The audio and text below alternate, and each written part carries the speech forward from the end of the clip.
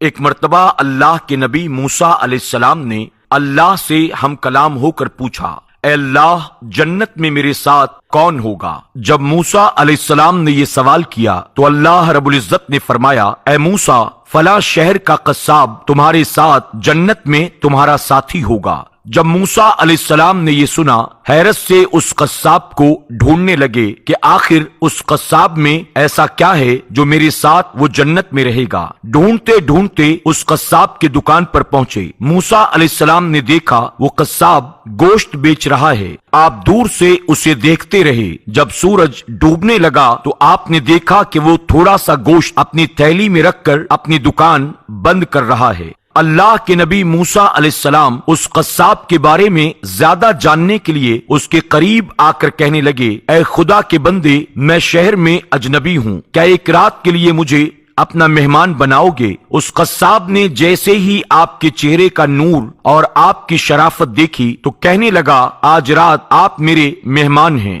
موسیٰ علیہ السلام جب اس کے ساتھ اس کے گھر پہنچے، آپ نے دیکھا کہ قصاب نے اس گوشت کا سالن بنایا اور اپنے ہاتھوں سے روٹی بنانے لگا اور پھر روٹی کو شوربے میں نرم کرنے لگا۔ پھر وہ قصاب دوسرے کمرے میں گیا جہاں ایک بوڑھی عورت چارپائی پر لیٹی ہوئی تھی۔ اس قصاب نے اس بوڑھی عورت کو اپنی گود میں اٹھایا اور باہر لا کر اپنے ہاتھوں سے وہ شوربہ اور روٹی نرم کر کے اسے کھلانے لگا۔ جب بوڑھی عورت کا پیٹ بھر گیا، حضرت موسیٰ علیہ السلام نے دور سے دیکھا وہ قصاب اس کا منہ صاف کرنے لگا۔ اتنے میں بوڑھی عورت قصاب سے کہنے لگی، میرے قریب آؤ، اور کان میں کچھ کہا۔ قصاب مسکرایا اور پھر اس بوڑھی کو واپس اس کمرے میں لے جا کر لٹا دیا۔ حضرت موسیٰ علیہ السلام کے پاس آ کر وہ بیٹھ گیا۔ حضرت موسیٰ علیہ السلام نے فرمایا، اے خدا کے بندے، وہ عورت کون ہے؟ قصاب کہنے لگا، وہ میری بوڑھی ماں ہے جس کو میں روزانہ اسی طرح سے کھانا کھلاتا ہوں۔ حضرت موسیٰ علیہ السلام نے فرمایا،